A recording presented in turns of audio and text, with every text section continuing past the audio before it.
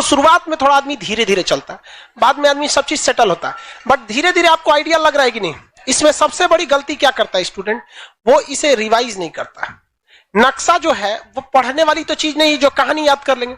आप बताइए, आप किसी गली मोहल्ला को जाना छोड़ देंगे ना तो धीरे धीरे दिमाग से उतर जाता है। आपको अगर आप बहुत सी चीजों को ऐसे देखे होंगे ना, जहां आप मोहल्ले में रहते होंगे या जो लड़के पटना में रहते हैं या बाहर रह के पढ़ते होंगे, आप कुछ ऐसे दुकानदारों को देखते होंगे जिन्हें शक्ल से पहचानते हैं लेकिन नाम भी नहीं जानते हैं, है कि नहीं? और कहीं और मिल जाएगा तो पहचान जाएंगे, रे एक दुकान तो पटना में था, मुजफ्फरपुर में था, दिल्ली में था। क्यों? आप रेगुलर देख रहे थे। तो नक्शा को भी क्या करते रहना है? रेगुलर देखते रहना है। जो हम यहाँ पढ़ा रहे हैं, आप अपने लॉज में सबसे कमजोर विद्यार्थी खोजिएगा जो पढ़ने में बकलोल हो। समझदार को नहीं, समझदार बहुत घमंडी होते हैं सब, उन सब से दूरी बना के रखिएगा। लॉज में जो आपको सलाह देने आए ना, सबसे पहले साइड होइएगा।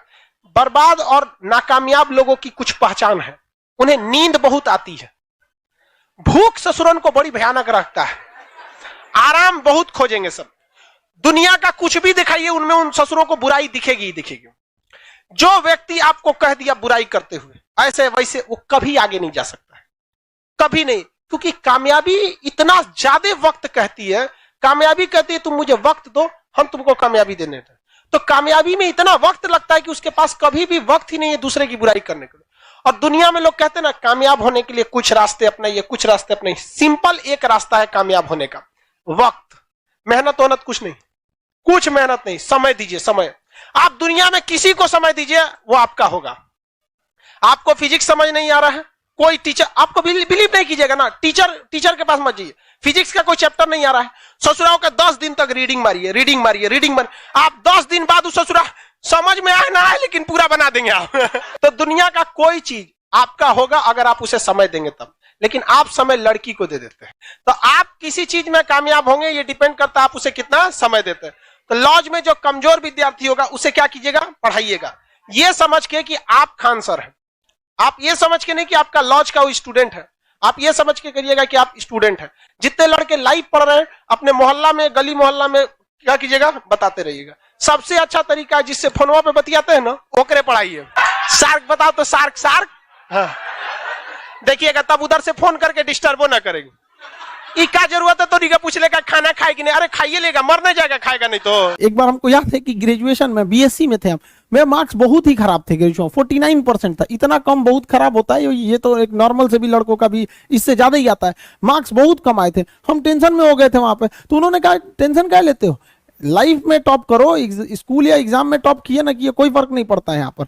इसलिए किसी भी लाइफ की एंट्री भले खराब हो लेकिन एग्जिट एकदम तगड़ा होना चाहिए। आपका बचपना भले गरीबी में बीता हो लेकिन आपके माँ बाप की बुढ़ापा कभी गरीबी में नहीं बीतनी चाहिए। और लाइफ में ठोकर लगना तो बहुत जरूरी है, क्योंकि ताश में जोकर और जिंदगी में ठोकर कभी भी माहौल बदल सकते हैं। और बुरा वक्त से कभी घबराना नहीं चाहिए, क्योंकि बुरा वक्त ही बताता है कि लोग क्या थे और हम क्या समझ रहे थे। लाइफ में सबके साथ चैलेंजेस आते हैं, सबके जीवन में कठिनाइयां आती हैं। कठिनाइयों का आना एक पार्ट ऑफ लाइफ है और उससे जीत कर निकल जाना एक आर्ट ऑफ लाइफ है। सबके जीवन में संघर्ष आते हैं, हम लोग के समय में भी आए थे। बहुत सारे लोग ठग के चले गए, हमको तो इतना ज्यादा ठगा गया कि हम पटना केवल इसीलिए रुके कि हमको घर जाने का पैसा नहीं छोड़ा था। इस तरह से हमको यहाँ पर नोच लिया था लोगों ने।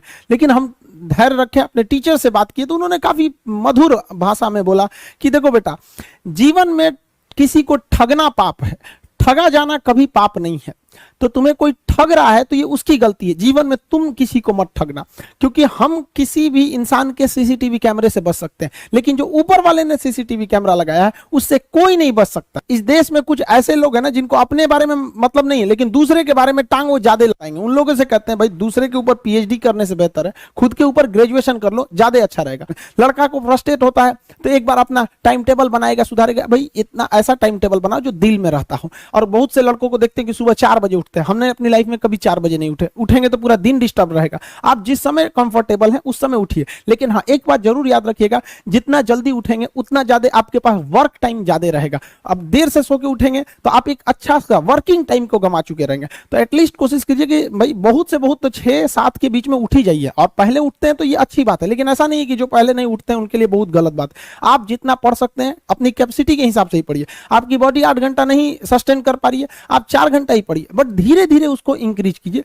हर चीज के लिए होता है, आप अपनी बॉडी के हिसाब से किसी काम को करिए। आप किसी भी काम को अगर लगातार 21 दिन करते हैं तो धीरे धीरे वो आपकी आदत बन जाती है, और अगर किसी काम को लगातार 90 दिन कर देते हैं तो फिर वो आपकी दिनचर्या बन जाती है। अब आप डिसाइड कीजिए कि आप अच्छे काम को करना चाहते हैं या गलत काम को। जहां आपको कंफर्ट मिलता है वो रास्ता कभी भी कोई मंजिल को नहीं ले जाती है, क्योंकि मंजिल वाला रास्ता काफी चुनौतीपूर्ण भरा होता है, उसमें कंफर्ट कभी नहीं मिलता है।